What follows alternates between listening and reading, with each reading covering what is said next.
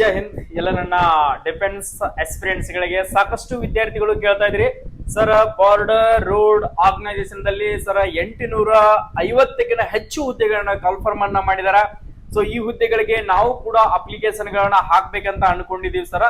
ಅದರ ಜೊತೆಗೆ ಇದು ಆನ್ಲೈನ್ ಅಪ್ಲಿಕೇಶನ್ ಇಲ್ಲ ಸರ್, ಆಫ್ಲೈನ್ ಅಪ್ಲಿಕೇಶನ್ ಇದೆ ಸರ್. ಈ ಹುದ್ದೆಗೆ ಯಾವ ತರ ಅಪ್ಲಿಕೇಶನ್ ಗಳನ್ನ ಸಲ್ಲಿಸಬೇಕು, ಯಾವ ತರ ಅರ್ಜಿಗಳನ್ನ ಸಲ್ಲಿಸಬೇಕು, ಅದ್ರ ಬಗ್ಗೆ ಒಂದು ಕಂಪ್ಲೀಟ್ ಆಗಿರ್ತಕ್ಕಂತ ಒಂದು ವಿಡಿಯೋನ ಮಾಡಿ ಸರ್ ಅಂತ ಹೇಳಿ ಸಾಕಷ್ಟು ವಿದ್ಯಾರ್ಥಿಗಳು ಕಮೆಂಟ್ ಮೂಲಕ ಕೇಳ್ಕೊಂಡ್ರಿ. ನಾನು ಆಲ್ರೆಡಿ 2 days ಬ್ಯಾಕೆ ಮಾಡ್ಬೇಕಾಗಿರುತ್ತು.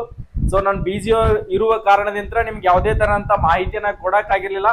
ಸೊ ಈ ವಿಡಿಯೋನ ಕಂಪ್ಲೀಟ್ ಆಗಿ ನಿಮ್ಗೆ 10 ನಿಮಿಷ ಅಲ್ಲ 15 ನಿಮಿಷ ಆದ್ರೂ ಪರವಾಗಿಲ್ಲ ಕಂಪ್ಲೀಟ್ ಆಗಿ ನೋಡ್ಕೊಡ್ರಿ ಅಂತ ಹೇಳ್ತಿದೀನಿ. ಸುಮ್ನೆ ಪದೇ ಪದೇ ಮೆಸೇಜ್ ಮತ್ತು ಕಾಲ್ ಮಾಡೋದ್ರಿಂದ ನಿಮ್ಗೆ ಯಾವುದೇ ತರಹದಂತ ಸೊಲ್ಯೂಷನ್ ಸಿಗೋದಿಲ್ಲ. ಜಸ್ಟ್ ನೀವೇನಾದ್ರೂ ಇಷ್ಟು ಮೀರಿ ಗೊತ್ತಾಗ್ಲಿಲ್ಲಪ್ಪ ಅಂತಂದ್ರೆ ಕಮೆಂಟ್ ಸೆಕ್ಷನ್ ದಲ್ಲಿ ಕಮೆಂಟ್ ಹಾಕಿ, ನಾನು ಅದಕ್ಕೆ ಆನ್ಸರ್ ಅನ್ನ ಕೊಡ್ತೀನಿ. ನಾನು ಟೋಟಲಿ ಬಂದ್ಬಿಟ್ಟು 5 ಫಾರ್ಮ್ಗಳಿದಾವೆ. ಆ ಫಾರ್ಮ್ ಅನ್ನ ಯಾವ ತರ ಪ್ರಿಂಟ್ ತಗೊಳ್ಬೇಕು, ನೆಕ್ಸ್ಟ್ ಯಾವ ತರ ಪೋಸ್ಟ್ ಗೆ ಕಳಿಸ್ಬೇಕು, ನಿಮ್ಮ ಅಡ್ಮಿಟ್ ಕಾರ್ಡ್ 100% ಬರ್ಬೇಕು ಅನ್ಕೊಂಡಿದ್ರಿಪ್ಪ ಅಂದ್ರೆ ಸೊ ಈ ವಿಡಿಯೋನ ಕಂಪ್ಲೀಟ್ ಆಗಿ ನೋಡ್ಕೊಡ್ರಿ. ಫಸ್ಟ್ ಆಫ್ ಆಲ್ ಏನ್ ಮಾಡಬೇಕು, ಸಬ್ಸ್ಕ್ರೈಬ್ ಮಾಡ್ಬೋದನ್ನ ಮರ್ತಿದ್ರಿಪ್ಪ ಅಂದ್ರೆ ಸೊ ನಿಮ್ಗೆ ಇದ್ರದ ನೆಕ್ಸ್ಟ್ ಬರುವಂತ ಅಪ್ಡೇಟ್ ಆಗಿರ್ಲಿ, ಅಡ್ಮಿಟ್ ಕಾರ್ಡ್ ಆಗಿರ್ಲಿ, ಎಕ್ಸಾಮ್ ಡೇಟ್ ಆಗಿರ್ಲಿ, ಫಿಸಿಕಲ್ ಆಗಿರ್ಲಿ ಏನು ಕೂಡ ಗೊತ್ತಾಗೋದಿಲ್ಲ. ಯಾವುದೇ ತರಂತ ಆನ್ಲೈನ್ ಇನ್ಫಾರ್ಮೇಶನ್ ಬಂದು ಕೂಡ ನಿಮ್ಗ ಎಲ್ಲಿ ಕರ್ನಾಟಕದಲ್ಲಿ ಮಾಹಿತಿ ಸಿಗೋದಿಲ್ಲ. ಅದು ಕರ್ನಾಟಕದಲ್ಲೇ ಪ್ರತಿ ಒಂದು ಅಪ್ಡೇಟ್ ಸಿಗ್ಬೇಕಾಗಿರ್ತಕ್ಕಂತ ಚಾನಲ್ ಅಪ್ಪ ಅಂದ್ರೆ ಅದು ನಮ್ಮ HJ paramilitary and YouTube channel ಅನ್ಕೊಳ್ಬಹುದು. ಓಕೆ, ಈ ವಿಡಿಯೋಗೆ ಪ್ರತಿಯೊಬ್ರು ಕೂಡ ಲೈಕ್ ಮಾಡೋದನ್ನ ಮರೆಯಕ್ ಹೋಗ್ಬಿಡ್ರಿ, ಪ್ರತಿಯೊಬ್ರು ಕೂಡ ಸಬ್ಸ್ಕ್ರೈಬ್ ಮಾಡ್ಕೊಡ್ರಿ. ಸೊ ನಾನ್ ತಗೊಂಡ್ ಬಂದಿದ್ದೀನಿ ನಿಮ್ಗೋಸ್ಕರ ಫಾರ್ಮ್ ಅನ್ನ. ಸೊ ಇದು ಬಂದ್ಬಿಟ್ಟು ನಾರ್ಮಲ್ ಪೇಪರ್ ಅಲ್ಲ, ಅಲ್ಲಿ ಕೊಟ್ಟಿದ್ದಾರೆ 75 GSM ಅಂದ್ರೆ ನೀವು ಫುಲ್ ದಿಪ್ ಇರ್ತಕ್ಕಂಥದ್ದು, ಅಂದ್ರೆ ಬಾಂಡ್ ಪೇಪರ್ ಅಂತ ಹೇಳ್ರಿ. ನೀವು ಆನ್ಲೈನ್ ಸೆಂಟರ್ಗೆ ಏನು ಹೋಗ್ತಿರಲ್ಲ, ಸೊ A4 ಶೀಟ್ ಇದೆಯಲ್ಲ ಅದು ಜೆರಾಕ್ಸ್ ಪೇಪರ್, B2B ಪೇಪರ್ ಅನ್ನ ತಗೊಳಕ್ ಹೋಗ್ಬೇಡ್ರಿ, ಬಾಂಡ್ ಪೇಪರ್ ಅಂತ ಹೇಳಿ. ಸೊ ಹಾರ್ಡ್ ಆಗಿರ್ತಕ್ಕಂಥ ಪೇಪರ್ ಅನ್ನ ಇದರಲ್ಲಿ 5 ಪ್ರಿಂಟ್ ಗಳನ್ನ ತಗೊಳ್ಬೇಕು. ಆ ಫಾರ್ಮ್ ಎಲ್ಲಿ ಸಿಗ್ತದನ್ನ ಕಂಪ್ಲೀಟ್ ಆಗಿ ಲಾಸ್ಟ್ ವಿಡಿಯೋ ಎಂಡ್ ಮುಖಾಂತರ ನಾನು ಹೇಳ್ಕೊಡ್ತೀನಿ. ಕರೆಕ್ಟ್ ಆಗಿ ಮಾಹಿತಿಯನ್ನು ತಿಳ್ಕೊಡ್ರಿ. ಈ ಹುದ್ದೆಗಳಿಗೆ ಅಪ್ಲಿಕೇಶನ್ ಹಾಕ್ಬೇಕನ್ನೋರು ನೋಡ್ಕೊಡ್ರಿ. Border road organisation general reserve engineering force ಅಂತ ಹೇಳಿ application from form for recruitment Indian national males only advertisement. ಸಾಕಷ್ಟು ವಿದ್ಯಾರ್ಥಿಗಳು ಆಲ್ರೆಡಿ ಹಾಕಿದ್ರಿ ಅಂತ ಅನ್ಕೋತಾ ಇದೀನಿ. ತಪ್ಪು ಮಾಡಕ್ ಹೋಗ್ಬೇಡ್ರಿ. ನಾನು ಯಾವುದೇ ಒಂದು PRO ನೋಟಿಫಿಕೇಶನ್ ಆಫ್ಲೈನ್ ಫಾರ್ಮ್ ಬಂದ ಮೇಲೆ ಅಪ್ಲಿಕೇಶನ್ ಗಳನ್ನ ಹಾಕೊಡ್ರಿ ಅಂತ ಹೇಳ್ತಾ ಇದ್ದೆ. ಸೊ ತಪ್ಪುಗಳನ್ನ ಮಾಡಿದ್ರಿ. ಇಲ್ಲಿ ಅಡ್ವರ್ಟೈಸ್ಮೆಂಟ್ ನಂಬರ್ ಅಂತ ಕೊಟ್ಟಿದ್ದಾರೆ. ನೀವು 2025ರ ಅಡ್ವರ್ಟೈಸ್ಮೆಂಟ್ ನಂಬರ್ ಅನ್ನ ಹಾಕ್ಬಿಟ್ಟು ಅಪ್ಲಿಕೇಶನ್ ಗಳನ್ನ ಸಲ್ಲಿಸಿದಿರಿ. ಸೊ ಇಲ್ಲಿ ಕೊಟ್ಟಿದ್ದಾರೆ ನೋಡ್ಕೊಡ್ರಿ, ಅಡ್ವರ್ಟೈಸ್ಮೆಂಟ್ ನಂಬರ್ 01/2026. ಇದೇ ಫಾರ್ಮ್ ಅನ್ನ ಪ್ರಿಂಟ್ ಔಟ್ ತಗೊಳ್ಬೇಕು. ಅಕಸ್ಮಾತ್ ನೀವು 01/2025 ಏನಾದ್ರು ತಗೊಂಡಿದ್ರೆ ನಿಮ್ಮ ಅಪ್ಲಿಕೇಶನ್ ಸಬ್ಮಿಟ್ ಆಗೋದಿಲ್ಲ, ಡೈರೆಕ್ಟ್ ಆಗಿ ರಿಜೆಕ್ಟ್ ಆಗಿ ನಿಮ್ಮ ಮನೆಗೆ ವಾಪಸ್ ಬರ್ತದ. Please fill up the application in capital letters ಅಂತ ಮೆನ್ಷನ್ ಮಾಡಿದ್ದಾರೆ. ನಾನು ಹೇಳೋದಲ್ಲ, ನೀವು ಕೂಡ ಅಷ್ಟು ನಾಲೆಜ್ ಇಲ್ಲ ಅಂತಂದ್ರೆ 10th ಕಂಪ್ಲೀಟ್ ಆಗಿರ್ತದ, ಪ್ರತಿಯೊಬ್ಬರಿಗೆ ಕೂಡ ನಾಲೆಜ್ ಇರ್ತದ. ಸೊ ನೋಡ್ಕೊಂಡ್ ಬಿಟ್ರೆ ಅಪ್ಲಿಕೇಶನ್ ಗಳನ್ನ ಸಲ್ಲಿಸ್ಕೊಡ್ರಿ. ಓಕೆ, ಎಲ್ಲರೂ ಕೂಡ ವಿಡಿಯೋನ ನೋಡ್ತಾ ಇದ್ದಿರಲ್ಲ, ಈಗ ನೋಡ್ಕೊಡ್ರಿ ಪರವಾಗಿಲ್ಲ. ಅಪ್ಲಿಕೇಶನ್ ಫಾರ್ಮ್ ಫಿಲ್ ಅಪ್ ಮಾಡುವಾಗ ಮತ್ತೆ ಫಾರ್ಮ್ ಗಳನ್ನ 5 ಪ್ರಿಂಟ್ ಟೋಟಲಿ ನೋಡ್ಕೊಡ್ರಿ. 31ನೇ ಪೇಜು, 32ನೇ ಪೇಜು, 33ನೇ ಪೇಜು, 34ನೇ ಪೇಜು, 35ನೇ ಪೇಜು, ಟೋಟಲಿ 5 ಪೇಜ್ ಅನ್ನ ಪ್ರಿಂಟ್ ಔಟ್ ಅನ್ನ ತಗೊಂಡ್ಬಿಟ್ಟು ಸೊ ಈ ತರದ ಎನ್ವಲಪ್ 2 ಎನ್ವಲಪ್ ಗಳನ್ನ ತಂದ್ಬಿಟ್ಟು ಪ್ರತಿಯೊಂದು ನಿಮ್ಮ SLC marks card, next Aadhaar card, ನಿಮ್ಮ PUC ಮಾರ್ಕ್ಸ್ ಕಾರ್ಡು, ನೆಕ್ಸ್ಟ್ ನಿಮ್ಮ ಕ್ಯಾಸ್ಟ್ ಇನ್ಕಮ್, ನೆಕ್ಸ್ಟ್ ರೀಸೆಂಟ್ ಆಗಿರ್ತಕ್ಕಂಥ ಪಾಸ್ಪೋರ್ಟ್ ಸೈಜ್ 3 ತಿಂಗಳದ ಒಳಗಡೆ ಇರ್ತಕ್ಕಂಥ ಪಾಸ್ಪೋರ್ಟ್ ಸೈಜ್ ಫೋಟೋಸ್ ಗಳು, ನೆಕ್ಸ್ಟ್ ಇದು ಎನ್ವಲಪ್ ಗೆ ಏನಿಲ್ಲ ಅಂತಂದ್ರು 20 ಇಂತ ಹಿಡಿದು 25 ಸ್ಟ್ಯಾಂಪ್ ಅಂದ್ರೆ 25 ರೂಪಾಯಿದು ಪೋಸ್ಟ್ ನಲ್ಲಿ ಸಿಗ್ತದ. 5 ರೂಪಾಯಿ ಒಂದರಾಗಿರ್ಲಿ ಸ್ಟ್ಯಾಂಪ್ ಗಳನ್ನ ಹಚ್ಚಲೇಬೇಕು ಒಳಗಡೆ. ಟೋಟಲಿ 2 ಎನ್ವಲಪ್ ಗಳನ್ನ ತಗೊಂಡ್ ಬರ್ರಿ. ಓಕೆ, ಪ್ರಿಂಟ್ ನೋಡ್ರಿ. ಅಪ್ಲಿಕೇಶನ್ ಫಾರ್ಮ್ ಫಿಲ್ ಅಪ್ ಮಾಡ್ತಾ ಇದ್ರೆ ಅಂದ್ರೆ ಇವೆಲ್ಲ ಡಾಕ್ಯುಮೆಂಟ್ ಗಳನ್ನ ಇಟ್ಕೊಂಡ್ಬಿಟ್ಟು ಫಾರ್ಮ್ ಫಿಲ್ ಅಪ್ ಮಾಡಕ್ಕೆ ಸ್ಟಾರ್ಟ್ ಮಾಡ್ಕೊಡ್ರಿ. ನೋಡ್ಕೊಡ್ರಿ, ಫಸ್ಟ್ ಗೆ ಏನ್ ಕೊಟ್ಟಿದಾರಪ್ಪ ಅಂತಾರೆ ಕಂಟ್ರೋಲ್ ನಂಬರ್ ಅಂತ ಕೊಟ್ಟಿದ್ದಾರೆ. ಸೊ ಈ ಕಂಟ್ರೋಲ್ ನಂಬರ್ ಅನ್ನ ಏನ್ ಮಾಡ್ಬೇಕು, ನೀವೇನಾದ್ರು ಏನ್ ಕೊಟ್ಟಿದ್ದಾರೆ ಅಡ್ವರ್ಟೈಸ್ಮೆಂಟ್ ನಂಬರ್. ನೆಕ್ಸ್ಟ್ ಅದಾದ್ಮೇಲೆ ನೇಮ್ ಆಫ್ ಪೋಸ್ಟ್ ಏನ್ ಕೊಟ್ಟಿದ್ದಾರೆ, ಅದ್ರ ಮೇಲೆ ಏನೇನು ಕೊಟ್ಟಿದ್ದಾರೆ, all applications must be submitted in A4 size 75 GSM bond paper ಅಂತ ಅವರು ಕೂಡ ಮೆನ್ಷನ್ ಮಾಡಿದ್ದಾರೆ. ಸೊ ಈ ಪೇಪರ್ ಅನ್ನ ಬಾಂಡ್ ಪೇಪರ್ ನಲ್ಲೇ ಪ್ರಿಂಟ್ ಔಟ್ ಅನ್ನ ತಗೊಳ್ರಿ. ನೇಮ್ ಆಫ್ ಪೋಸ್ಟ್ ಅಂದ್ರೆ ಯಾವ ಪೋಸ್ಟ್ ಗೆ ಅಪ್ಲಿಕೇಶನ್ ಗಳನ್ನ ಹಾಕ್ತಾ ಇದ್ದೀರಾ. ಸ್ಟೋರ್ ಕೀಪರ್ ಗೆ ಅಪ್ಲಿಕೇಶನ್ ಹಾಕ್ತಾ ಇದ್ದೀರಾ, ಸೊ ಸ್ಟೋರ್ ಕೀಪರ್ ಅಂತಾನೆ ಮೆನ್ಷನ್ ಮಾಡಬೇಕು. Next code number of post in advertisement number. ಈ ಪೋಸ್ಟ್ ಇನ್ ಅಡ್ವರ್ಟೈಸ್ಮೆಂಟ್ ನಂಬರ್ ಅನ್ನ ಇದನ್ನ ನೀವು ಇಲ್ಲಿ ಬರಿಬೇಕಾಗತ್ತ. ನೆಕ್ಸ್ಟ್ ಅದಾದ್ಮೇಲೆ ರಿಕ್ರೂಟ್ಮೆಂಟ್ ಸೆಂಟರ್ ಆಲ್ರೆಡಿ ಇರ್ತದೆ ನಿಮ್ಗೆ ಗ್ರಿಫ್ ಸೆಂಟರ್ ಪುಣೆ ಅಂತ ಹೇಳಿ ಅಂತ. ನೆಕ್ಸ್ಟ್ ಕ್ಯಾಟಗರಿ ನಿಮ್ದು ಯಾವ ಕ್ಯಾಟಗರಿ ಇರ್ತದ, ಯು ಆರ್ ಆಗಿದ್ರೆ ಯು ಆರ್ ಟಿಕ್ ಮಾಡ್ಕೊಡ್ರಿ, ಇ ಡಬ್ಲ್ಯೂ ಎಸ್ ಇದ್ರೆ E W S, S C ಇದ್ರೆ ಎಸ್ ಸಿ, ಎಸ್ ಟಿ ಇದ್ರೆ S T, O B C ಇದ್ರೆ ಒ ಬಿ ಸಿ ಅನ್ನ ರೈಟ್ ಮಾರ್ಕ್ ಮಾಡ್ಕೊಡ್ರಿ. ನೆಕ್ಸ್ಟ್ ಅದಾದ್ಮೇಲೆ ನಿಮ್ಮ ಫಾದರ್ ಏನಾದ್ರು ಎಕ್ಸ್ ಸರ್ವಿಸ್ ಮೆನ್ ಇದಾರ ಅಂತ ಕೇಶನ್ ಆಪ್ಷನ್ ಕೊಟ್ಟಿದ್ದಾರೆ. ನಿಮ್ ಫಾದರ್ ಏನಾದ್ರು ಎಕ್ಸ್ ಸರ್ವಿಸ್ ಮೆನ್ ಇದ್ರೆ ಇಲ್ಲಿ ಎಸ್ ಅಂತ ಫಿಲ್ ಮಾಡ್ಕೊಡ್ರಿ, ನೋ ಅಂತ ಇದ್ರೆ ನೋ ಅಂತ ಫಿಲ್ ಮಾಡ್ಕೊಡ್ರಿ. ನೆಕ್ಸ್ಟ್ ಅದಾದ್ಮೇಲೆ ನೆಕ್ಸ್ಟ್ ಇಲ್ಲಿ ನೋಡ್ಕೊಡ್ರಿ, ಗ್ರಿಪ್ ಸೆಂಟರ್ ದಲ್ಲಿ ನಿಮ್ಮ ಫಾದರ್ ಏನಾದ್ರು ಬಿ ಆರ್ ಒ ಸೆಂಟರ್ ದಲ್ಲಿ ಏನಾದ್ರು ನೌಕರಿಯನ್ನ ಮಾಡ್ತಾ ಇದಾರ ಅಂತ ಕೇಳಿದಾರ. ಸೊ ಇದ್ರೆ ಎಸ್ ಅಂತ ಕೊಟ್ಕೊಡ್ರಿ, ಇಲ್ಲ ಅಂತಂದ್ರೆ ನೋ ಅಂತ ಕೊಟ್ಕೊಡ್ರಿ. ನೆಕ್ಸ್ಟ್ ಅಕಸ್ಮಾತ್ ನಿಮ್ಮ ಬ್ರದರ್ ಯಾರಾದ್ರೂ ಬಿ ಆರ್ ಒ ಗ್ರಿಪ್ ಆರ್ಮಿದಲ್ಲಿ ಏನಾದ್ರು ವರ್ಕ್ ಮಾಡ್ತಾ ಇದಾರಾ, ಇದ್ರೆ ಎಸ್ ಅಂತ ಕೊಡ್ರಿ, ಇಲ್ಲ ಅಂತಂದ್ರೆ ನೋ ಅಂತ ಕೊಡ್ರಿ. ಅಕಸ್ಮಾತ್ ನೀವೇನಾದ್ರು ಎನ್ ಸಿ ಸಿ ಕ್ಯಾಂಡಿಡೇಟ್ ಇದ್ದೀರಾ, ಎನ್ ಸಿ ಸಿ ಅಲ್ಲಿ ನ್ಯಾಷನಲ್ ಕ್ಯಾಡೆಟ್ ಕ್ರಾಫ್ ಏನಾದ್ರು ಮುಗಿಸಿದ್ರಿಪ್ಪ ಅಂದ್ರೆ N C C B certificate ಇತ್ತಂದ್ರೆ ಎಸ್ ಅಂತ ಕೊಡ್ರಿ, ಇಲ್ಲ ಅಂತಂದ್ರೆ ನೋ ಅಂತ ಟಿಕ್ ಮಾಡ್ಕೊಡ್ರಿ. Next N C C certificate ಇತ್ತಂದ್ರೆ ಎಸ್ ಅಂತ ಕೊಡ್ರಿ, ಇಲ್ಲ ಅಂತಂದ್ರೆ ನೋ ಅಂತ ಕೊಡ್ರಿ. ನೆಕ್ಸ್ಟ್ ಸಿ ಪಿ ಎಲ್ ಏನಾದ್ರು ನೀವು ಸಿ ಪಿ ಎಲ್ ಇತ್ತಪ್ಪ ಅಂದ್ರೆ ಆಲ್ಮೋಸ್ಟ್ ಆಲ್ ಯಾಕಂದ್ರೆ ಆರ್ಮಿ ಒಳಗಡೆ ಇರ್ತಕ್ಕಂಥವ್ರು ಅವ್ರು ಏನಾದ್ರು ಇತ್ತಪ್ಪ ಅಂದ್ರೆ ಎಸ್ ಅಂತ ಕೊಡಬಹುದು. ಇನ್ನು ಉಳಿದಿರ್ತಕ್ಕಂಥದ್ದು ಯಾವ ಕೂಡ ನಿಮ್ಗೆ ಅಪ್ಲಿಕೇಬಲ್ ಆಗೋಲ್ಲ. ಅಕಸ್ಮಾತ್ ನೀವೇನಾದ್ರು ಸ್ಪೋರ್ಟ್ಸ್ ಮೆನ್ ಇದ್ರಿಪ್ಪ ಅಂದ್ರೆ ಇಲ್ಲಿ ಎಸ್ ಅಂತ ಕೊಡ್ರಿ, ಇಲ್ಲ ಅಂತಂದ್ರೆ ನೋ ಅಂತ ಕೊಡ್ಬೇಕಾಗತ್ತ.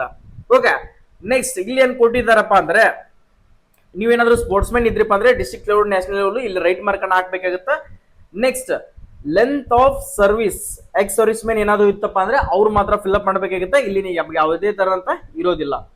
ನೆಕ್ಸ್ಟ್ ಪರ್ಸೆಂಟೇಜ್ ನೋಡ್ಕೊಡ್ರಿ, ನಿಮ್ಮ 10ನೇ ತರಗತಿ ಪರ್ಸೆಂಟೇಜ್ ಎಷ್ಟಾಗಿದೆಯಲ್ಲ ಸೊ ಇಲ್ಲಿ ಫಿಲ್ ಅಪ್ ಮಾಡ್ಬೇಕಾಗತ್ತಾ.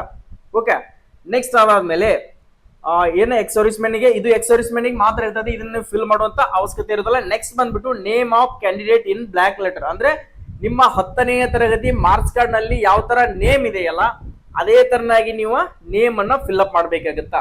ಈಗ ನೋಡ್ಕೊಡ್ರಿ, ಯಾವುದೇ ಸುರೇಶ್ ಶರಣಪ್ಪ ಪಾಟೀಲ್ ಅಂತ ಎತ್ಕೊಡ್ರಿ, ಅಲ್ಲಿ ಕ್ಯಾಪಿಟಲ್ ಸುರೇಶ್ ಅಂತ ಒಂದು ಪಾಯಿಂಟ್ ಬಿಟ್ಟು ನೆಕ್ಸ್ಟ್ ಸುರೇಶ್ ಶರಣಪ್ಪ ಪಾಟೀಲ್ ಅನ್ನೋದನ್ನ ಪ್ರತಿಯೊಂದು 2 ಲೈನ್ಗಳನ್ನು ಕೊಟ್ಟಿದ್ರೆ, ಫಸ್ಟ್ ಲೈನ್ ಮತ್ತು ಸೆಕೆಂಡ್ ಲೈನ್ ಕೂಡ ನೀವು ಫಿಲ್ ಅಪ್ ಮಾಡ್ಕೊಳ್ಬಹುದು. ನೆಕ್ಸ್ಟ್ ಫಾದರ್ ನೇಮ್ ನಿಮ್ಮ 10ನೇ ಮಾರ್ಕ್ ಶೀಟ್ ನಲ್ಲಿ ಯಾವ ತರ ಇದೆಯಲ್ಲ, ಅಕಸ್ಮಾತ್ ಶರಣಪ್ಪ ಪಾಟೀಲ್ ಅಂತ ಇದ್ರೆ ಅಷ್ಟೇ, ಶರಣಪ್ಪ ನಿಮ್ಮ ಅಜ್ಜನ ಹೆಸರು ಇತ್ತಪ್ಪ ಅಂದ್ರೆ ಅದೇ ತರನಾಗಿ ನೀವು ಇಲ್ಲಿ ಫಿಲ್ ಅಪ್ ಅನ್ನ ಮಾಡ್ಬೇಕಾಗತ್ತ. ಇದು ಫಸ್ಟ್ ಫಾರ್ಮ್ ಕಂಪ್ಲೀಟ್ ಆಗುತ್ತಾ.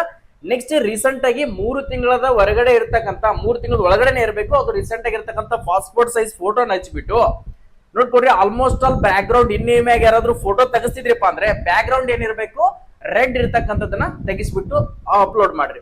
ನೆಕ್ಸ್ಟ್ ಸಿಗ್ನೇಚರ್ ಅನ್ನ ಮಾಡುವಾಗ ಸೈಡಿಗೆ ಈಚೆ ಕಡೆ ಹಾಫ್ ಸಿಗ್ನೇಚರ್ ಆಗಬೇಕು, ಈ ಫೋಟೋದ ಮ್ಯಾಗ ಹಾಫ್ ಸಿಗ್ನೇಚರ್ ಆಗ್ತಿರ್ತಕ್ಕಂಥದನ್ನ ಈ ಫಾರ್ಮ್ ಅನ್ನ ಫಿಲ್ ಅಪ್ ಮಾಡ್ಕೊಡ್ರಿ. ನೆಕ್ಸ್ಟ್ ಇದನ್ನ ಸೈಡಿಗೆ ಇಡ್ರಿ. ನೆಕ್ಸ್ಟ್ ಅದಾದ್ಮೇಲೆ 2ನೇ ಪೇಪರ್ ನೋಡ್ಕೊಡ್ರಿ. 2ನೇದು ಏನ್ ಕೊಟ್ಟಿದಾರಪ್ಪ ಅಂದ್ರೆ ಡೇಟ್ ಆಫ್ ಬರ್ತ್, ನಿಮ್ಮ 10ನೇ ತರಗತಿ ಮಾರ್ಕ್ಸ್ ಕಾರ್ಡ್ ನಲ್ಲಿ ಯಾವ ತರ ಡೇಟ್ ಆಫ್ ಬರ್ತ್ ಇದೆಯಲ್ಲ ಸೊ ಅದೇ ಡೇಟ್ ಆಫ್ ಬರ್ತ್ ಅನ್ನ ಇಲ್ಲಿ fill up ಮಾಡ್ಬೇಕಾಗತ್ತ.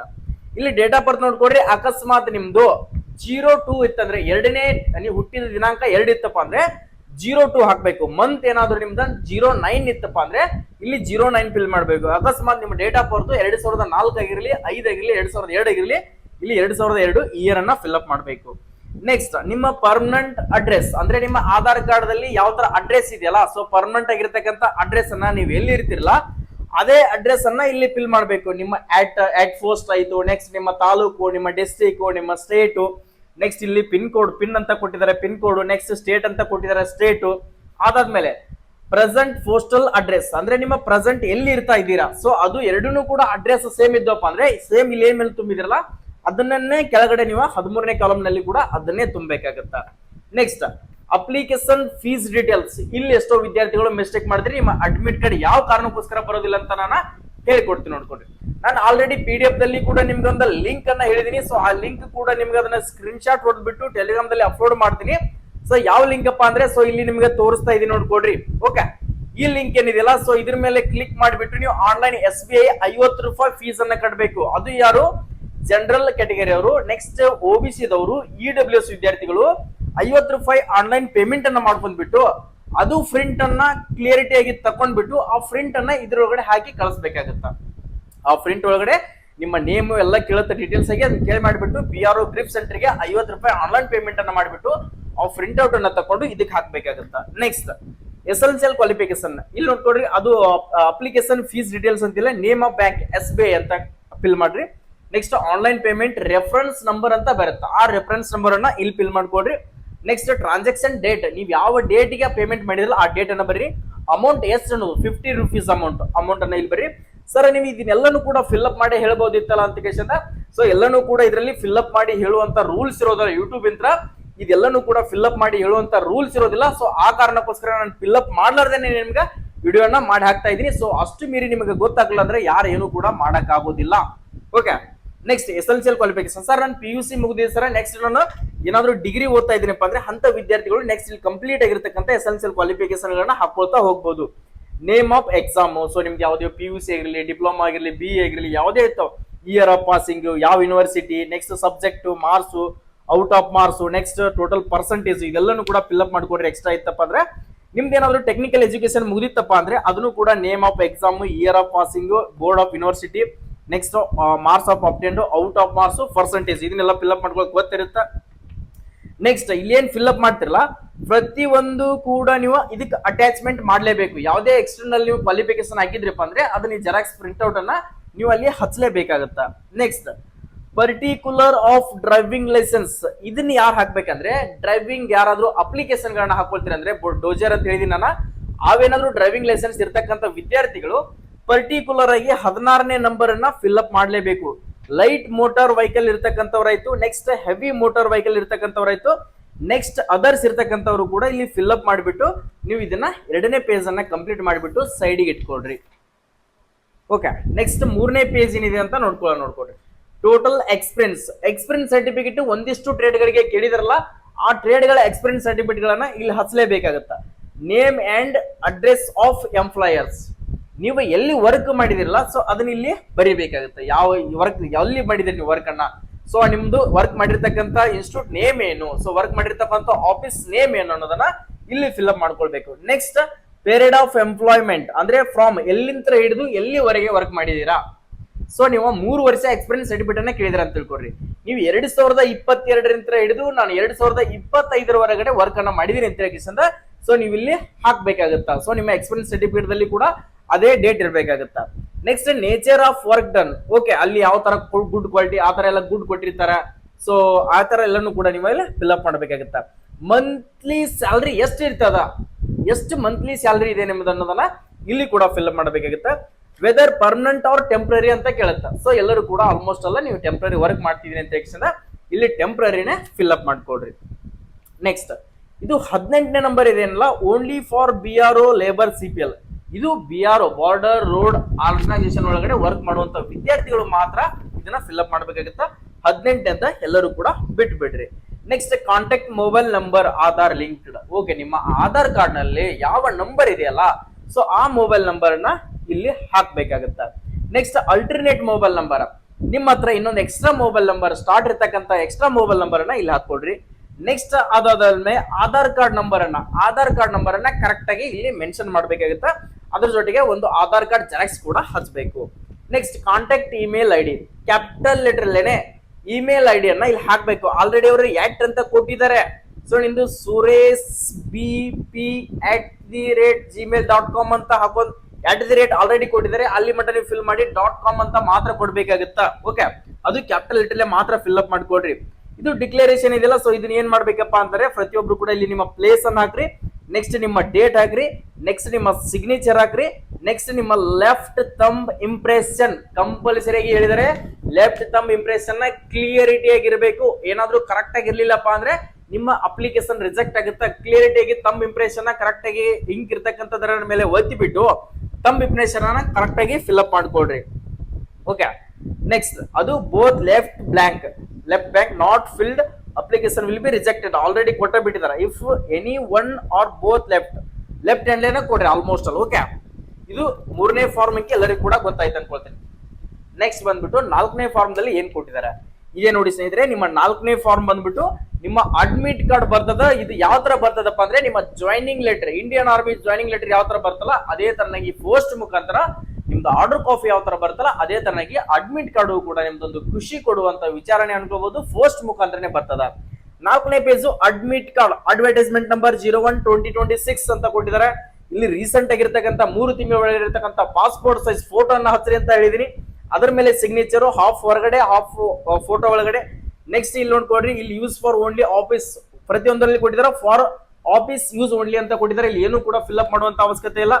Next to be filled by candidate communication address ಅಂತ ಕೊಟ್ಟಿದ್ದಾರೆ. ನೆಕ್ಸ್ಟ್ ನಿಮ್ಮ ನೇಮ್ ಹಾಕ್ರಿ, ನಿಮ್ಮ ಸನ್ ಆಫ್ ಫಾದರ್ ನೇಮ್ ಹಾಕ್ರಿ. ನೆಕ್ಸ್ಟ್ ಹೌಸ್ ನೇಮು, ಅದರ ಮನೆಯ ನಂಬರು. ನೆಕ್ಸ್ಟ್ ವಿಲೇಜ್, ನಿಮ್ಮ ಊರ್ ಯಾವ್ರು. ನೆಕ್ಸ್ಟ್ ನಿಮ್ಮ ಪೋಸ್ಟ್ ಆಫೀಸು. ನೆಕ್ಸ್ಟ್ ನಿಮ್ಮ ತಹಸೀಲ್ ಅಂದ್ರೆ ತಾಲೂಕು, ಕನ್ಫ್ಯೂಷನ್ ಆಗಕ್ ಹೋಗ್ಬೇಡ್ರಿ ಸರ್. ತಹಸೀಲ್ ಅಂದ್ರೆ ಏನ್ ತುಂಬಬೇಕು, ತಾಲೂಕನ್ನ ತುಂಬ್ರಿ. ನೆಕ್ಸ್ಟ್ ಡಿಸ್ಟ್ರಿಕ್ಟ್ ಅಂತ ಕೇಳಿದ್ರೆ ಡಿಸ್ಟ್ರಿಕ್ಟ್ ಅನ್ನ ತುಂಬಿಕೊಡ್ರಿ. ನೆಕ್ಸ್ಟ್ ಸ್ಟೇಟ್ ಅಂತ ಕೇಳಿದ್ರೆ ನಿಮ್ಮದು ಯಾವ ಸ್ಟೇಟು, ನಿಮ್ಮ ಸ್ಟೇಟ್ ಕರ್ನಾಟಕ, ಪ್ರತಿಯೊಬ್ರು ಸ್ಟೇಟ್ ತುಂಬ್ರಿ. ನೆಕ್ಸ್ಟ್ ನಿಮ್ಮ ಪಿನ್ ಕೋಡ್, ನಿಮ್ಮ ಊರಿಂದ ಏನ್ ಪಿನ್ ಕೋಡ್ ಬರುತ್ತಲ್ಲ ಅದೇ ಪಿನ್ ಕೋಡ್ ಅನ್ನ ಇಲ್ಲಿ ಹಾಕ್ರಿ.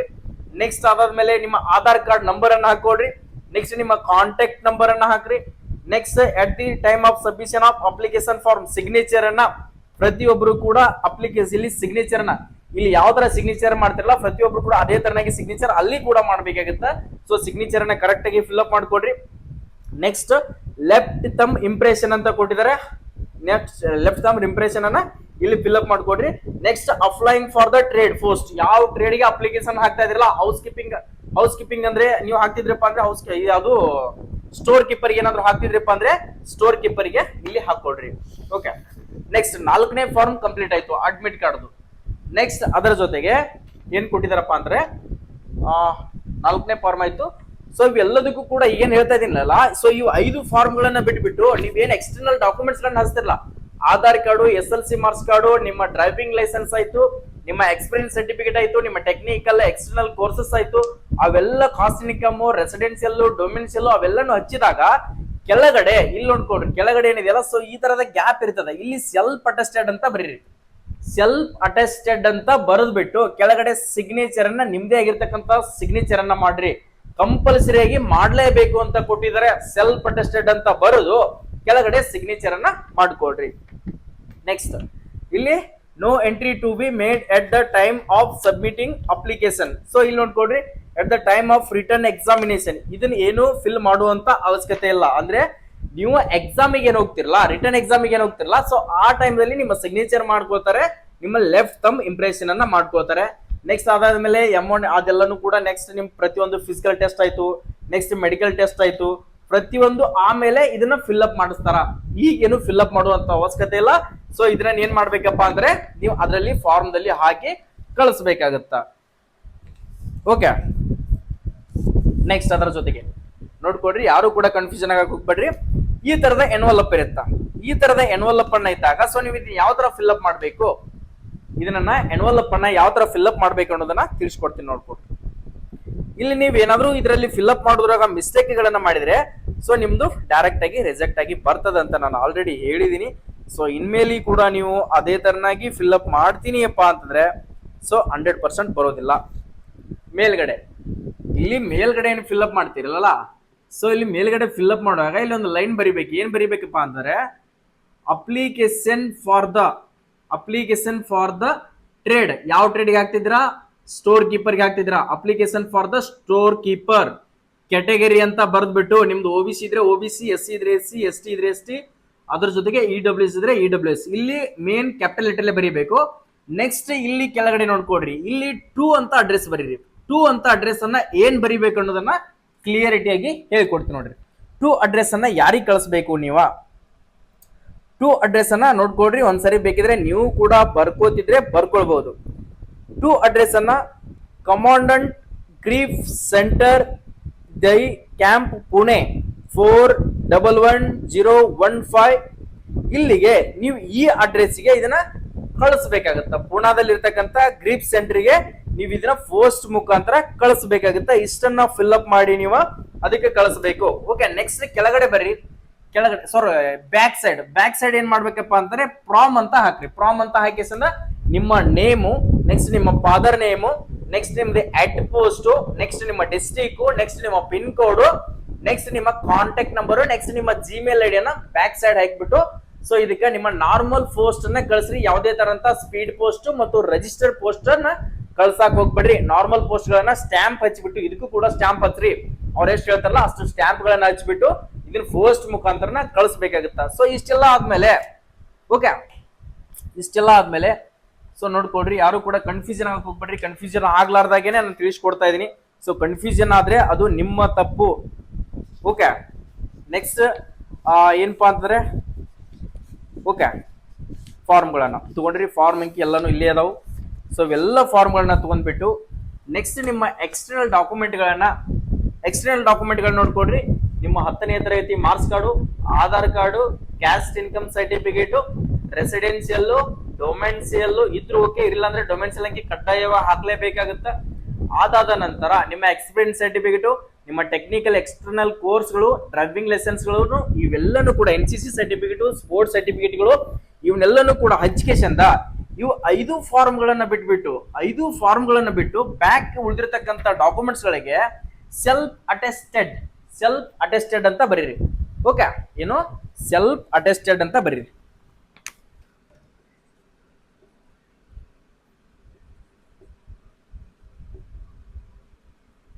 ಸೆಲ್ಫ್ ಅಟೆಸ್ಟೆಡ್ ಅಂತ ಈ ತರ ಬರೆದಕ್ಕಿಂತ ನಿಮ್ದು ಯಾವುದೇ ತರದಂತ ಸಿಗ್ನೇಚರ್ ಆಗಿರ್ಲಿ, ಏನೇ ಆಗಿರ್ಲಿ, ಸೊ ಈ ತರ ನೀವು ಸಿಗ್ನೇಚರ್ ನ ಪ್ರತಿಯೊಂದು ಡಾಕ್ಯುಮೆಂಟ್ ಇದೆ ಅಂತ ತಿಳ್ಕೊಡ್ರಿ.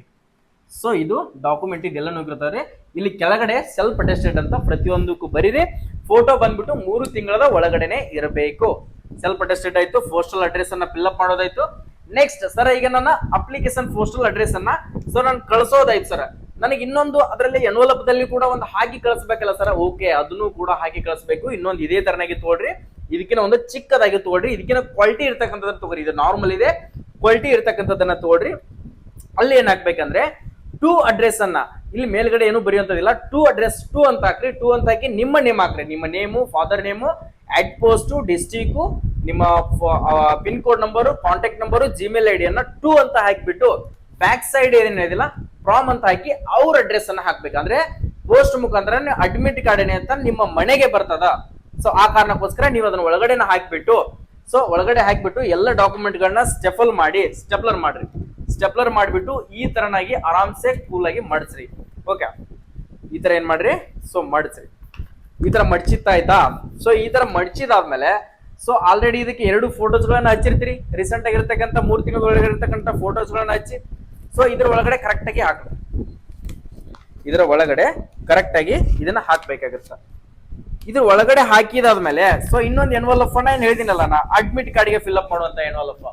ಸೊ ಅಡ್ಮಿಟ್ ಕಾರ್ಡ್ಗೆ ಫಿಲ್ಅಪ್ ಮಾಡುವಂತ ಎನ್ವಲಪ್ ಅನ್ನ ಇನ್ನೊಂದು ಎನ್ವಲಪ್ ಅನ್ನ ಇದ್ರೊಳಗಡೆ ಹಾಕದ ಏನ್ ಫಿಲ್ಅಪ್ ಮಾಡಿರ್ತಿಲ್ಲ ಅದನ್ನು ಇದ್ರೊಳಗಡೆ ಹಾಕಿ.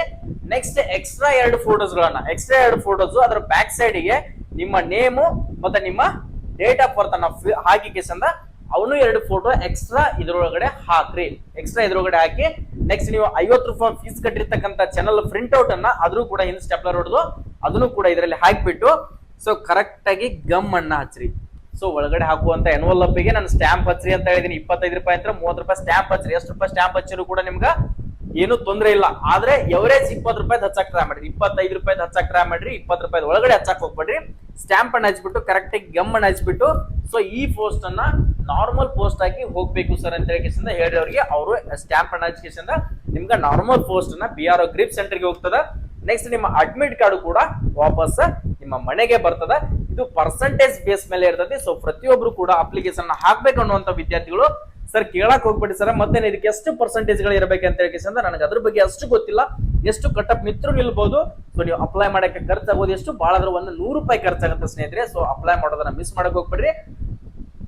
ಡಿಫೆನ್ಸ್ ಫೋರ್ಸಸ್ ನಲ್ಲೇ ಬೆಸ್ಟ್ ಜಾಬ್ ಅನ್ಬೋದು. ಓಕೆ, ಡಿಫೆನ್ಸ್ ಫೋರ್ಸಸ್ ನಲ್ಲೇ ಒಂದು ಒಳ್ಳೆಯ ಹುದ್ದೆನ ಅನ್ಕೊಳ್ಬಹುದು. BRO ಗ್ರಿಪ್ ಅಂದ್ರೆ ಸೊ ಒಂದು ಬಾರ್ಡರ್ ರೋಡ್ ಆರ್ಗನೈಸೇಷನ್ ನೀವೇನಾದ್ರೂ ನೌಕರಿ ಮಾಡ್ಕೊಳ್ಬೇಕು ಅನ್ಕೊಂಡ್ರೆ ನೆಕ್ಸ್ಟ್ ಇದರ ಪ್ರೋಸೆಸ್ ಗಳನ್ನ ನೋಡ್ಕೊಳ್ಬೇಕು ಅನ್ಕೊಂಡ್ರೆ ಏನ್ ಮಾಡ್ಬೇಕು, ನಮ್ಮ ಯೂಟ್ಯೂಬ್ ಚಾನಲ್ ಅನ್ನ ಸಬ್ಸ್ಕ್ರೈಬ್ ಮಾಡ್ಕೋದನ್ನ ಮರೆಯಕ್ಕೆ ಹೋಗ್ಬಿಡ್ರಿ. ಪ್ರತಿಯೊಬ್ರು ಕೂಡ ಪ್ರತಿಯೊಂದು ವಿದ್ಯಾರ್ಥಿ ಕೂಡ ಸಬ್ಸ್ಕ್ರೈಬ್ ಮಾಡ್ಕೊಡ್ರಿ.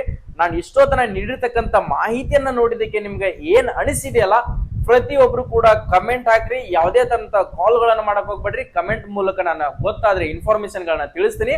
ಸೊ ಪದೇ ಕಾಲ್ ಮಾಡಿಬಿಟ್ಟು ಸರ್ ಅಪ್ಲಿಕೇಶನ್ ಅನ್ನ ಯಾವ ತರ ಹಾಕ್ಬೇಕು, ಸೊ ಅದೇನಾದ್ರೂ ಫಿಲ್ಅಪ್ ಮಾಡಿದ್ದು ಫಾರ್ಮ್ ಇದ್ರೆ ಸೆಂಡ್ ಮಾಡಿ ಅಂತ ಹೇಳಿ ಯಾರು ಕೂಡ ಕೆಳಗೆ ಹೋಗ್ಬೇಡ್ರಿ. ಯಾಕಂದ್ರೆ ಯಾವುದೇ ವಿದ್ಯಾರ್ಥಿ ಇದನ್ನ ಫಾರ್ಮ್ ಫಿಲ್ಅಪ್ ಮಾಡಿದ್ದನ್ನ ನಿಮ್ಗೆ ಸೆಂಡ್ ಮಾಡುವಂತ ರೂಲ್ಸ್ ಇರೋದಿಲ್ಲ. ನಾನು ಸೆಂಡು ಕೂಡ ಮಾಡೋದಿಲ್ಲ. ನಿಮ್ಗೆ ಅಷ್ಟು ನಾಲೆಜ್ ಇಲ್ಲಪ್ಪ ಅಂದ್ರೆ ಅಪ್ಲಿಕೇಶನ್ ಗಳನ್ನ ಹಾಕಕ್ ಹೋಗ್ಬೇಡಿ ಸ್ನೇಹಿತರೆ. ಓಕೆ, ಎಲ್ಲರಿಗೂ ಆಲ್ ದಿ ಬೆಸ್ಟ್, ಒಳ್ಳೇದಾಗ್ಲಿ. ಜೈ ಹಿಂದ್, ಜೈ ಕರ್ನಾಟಕ. ಈ PDF ಅನ್ನ ನನ್ನ ಟೆಲಿಗ್ರಾಮ್ ದಲ್ಲಿ ಕೂಡ ಅಪ್ಲೋಡ್ ಮಾಡಿರ್ತೀನಿ. ಹೋಗಿ ಚೆಕ್ ಮಾಡ್ಕೊಂಡ್ಬಿಟ್ಟು ಪ್ರಿಂಟ್ ಔಟ್ ಅನ್ನ ತಗೊಳ್ರಿ. HJ ಪ್ಯಾರಾಮಿಲಿಟರಿ ಟೆಲಿಗ್ರಾಮ್ ದಲ್ಲಿ. ಸೊ ಇದರಲ್ಲಿ ಯಾವ ತರದ ಪೋಸ್ಟ್ ಗಳನ್ನ ಕರೀದ್ರೆ ಎಷ್ಟು ಏಜ್ ಬೇಕಾಗುತ್ತೆ, ನೋಡ್ರಲ್ಲಿ 60 ದಿನಗಳ ಮಾತ್ರ ಅವಕಾಶ ಇರ್ತೈತಿ. ಹಾಕೋರು ನಾಳೆಯಿಂದನೇ ಹಾಕ್ಬಹುದು. ಸೊ ಅದ್ರ ಬಗ್ಗೆ ವಿಡಿಯೋ ಮಾಡಿದೀನಿ, ಅದನ್ನು ಕೂಡ ಡಿಸ್ಕ್ರಿಪ್ಷನ್ ದಲ್ಲಿ ಲಿಂಕ್ ಕೂಡ ಕೊಟ್ಟಿರ್ತೀನಿ ಆ ವಿಡಿಯೋನ ಹೋಗಿ ಪ್ರತಿಯೊಬ್ರು ಕೂಡ ನೋಡ್ಕೊಳ್ಳೇಬೇಕು. ಜೈ ಹಿಂದ್, ಜೈ ಕರ್ನಾಟಕ.